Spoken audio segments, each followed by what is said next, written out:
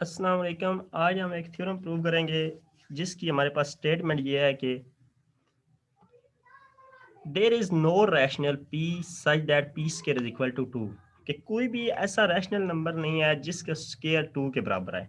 यहाँ पे 2 की जगह हम कोई भी ऐसा नंबर ले सकते हैं जो कि एक परफेक्ट स्क्वायर ना हो।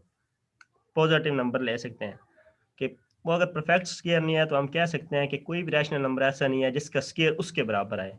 ठीक है, इधर अब हम सिंपली इसे 2 के लिए प्रूव करेंगे। बेसिकली ये हमें बताता है कि रैशनल नंबर्स के अलावा कोई और भी ऐसे नंबर हैं जो रियल नंबर में शामिल हैं।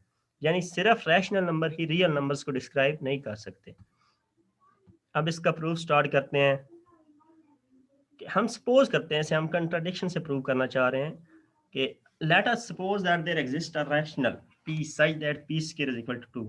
हमने क्या सपोज कर लिया कि हमारे पास एक रैशनल ही है p जिसका स्क्वायर 2 के बराबर है। तो इससे हमें bye the definition of rational number क्या पता चलता है कि p को हम m ओवर n की फॉर्म में लिख सकते हैं। और कीप इन माइंड कि m और n हमेशा यहाँ पर इंटीजर्स होते हैं। इधर हमने साथ एक और कंडीशन लगाई है कि m and n have no common factor, यानी ये सिंपलेस्ट फॉर्म में लिखे हुए हैं।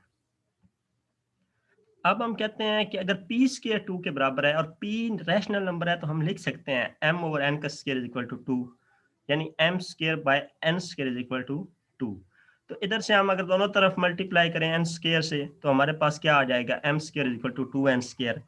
अब by the definition of number theory का एक रिजल्ट है हमारे पास कि अगर हम कोई भी 2 का मल्टीपल ले रहे हैं, यानी 2 से किसी भी नंबर को मल्टीप्लाई कर रहे हैं तो वो हमेशा इवन ही आएगा। ठीक है, तो इधर देखें एम स्क्वायर किसके बराबर आया, 2 मल्टीप्लाई बाय एन स्क्वायर। तो इधर से हमें पता चल रहा है कि एम स्क्वायर हमारे पास क्या है, इवन नंबर है।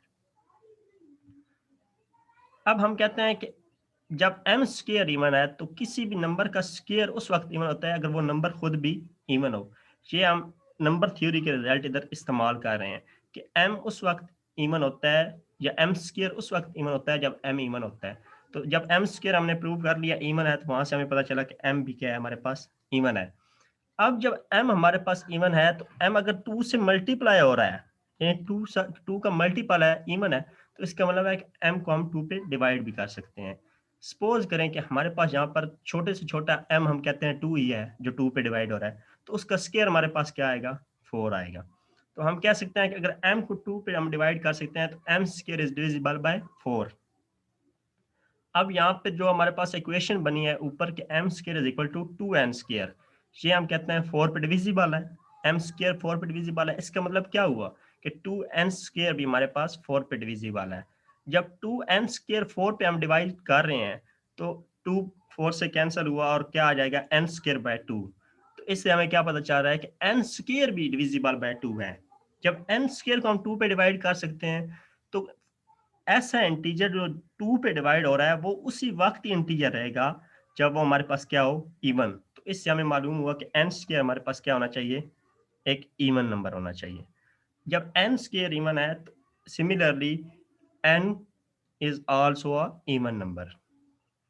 अब हमने जो सपोजिशन की थी वो तो हमने कहा था कि m और n में कोई कॉमन फैक्टर नहीं है, लेकिन इधर जब हमने प्रूव किया तो हमारे पास रिजल्ट ये आ रहा है कि m भी हमारे पास इवन ही है और n भी हमारे पास इवन ही है। इसका मतलब क्या हुआ कि m and n both have common factor 2। ये कम से कम जो इनका कॉमन फैक्टर हो सकता है वो 2 हो सकता है, जो कि हमारी सपोजिशन के साथ कंट्राडिक्शन है। इसका मतलब क्या हुआ कि हमारी कंट्राडिक्शन जो थी वो रॉन्ग थी। Hence, p square is equal to 2 is impossible for rational number p।